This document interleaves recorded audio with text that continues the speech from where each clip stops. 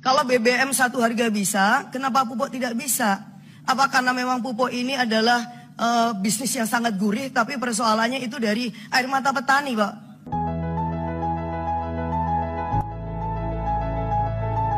Tentang pupuk, Bapak ya. Ya, tentang pupuk ini saya baru pulang dari Dapil, Pak Erik. Dapil saya itu Sragen, antara lain. Itu salah satu penghasil padi terbesar di Indonesia ke-9. Berkali-kali pemerintah mengakui itu.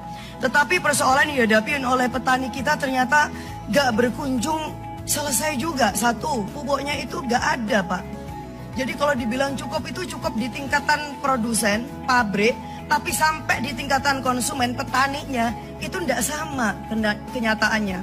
Contoh, ada seorang kiai di Dapil saya, dia bilang, "Bu, saya ini punya 5 hektar tebu.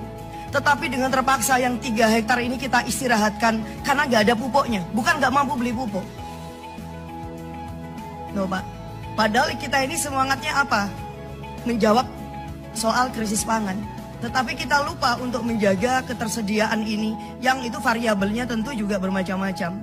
Nah, ini tolong pimpinan untuk benar-benar memastikan bahwa apa yang disampaikan oleh Pak Menteri itu direspon secara benar oleh holding pupuk, dan kita urai betul masalahnya ada di mana. Berkali-kali temuan bahwa harga pupuk ini nggak sama itu benar, Pak.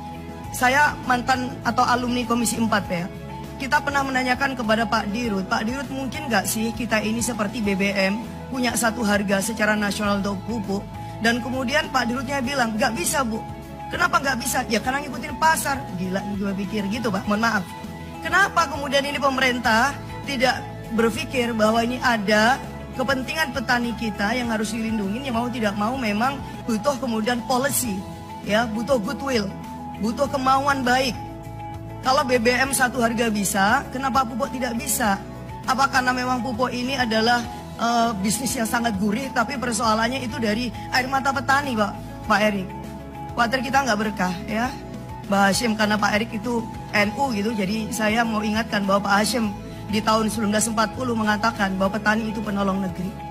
Jadi kalau kita berlaku gak adil sama petani, maka ya negeri kita dalam ancaman. Dan kita nggak mau hanya karena adanya kebijakan yang tidak pas terhadap petani, maka kita semua yang akan menanggung resikonya.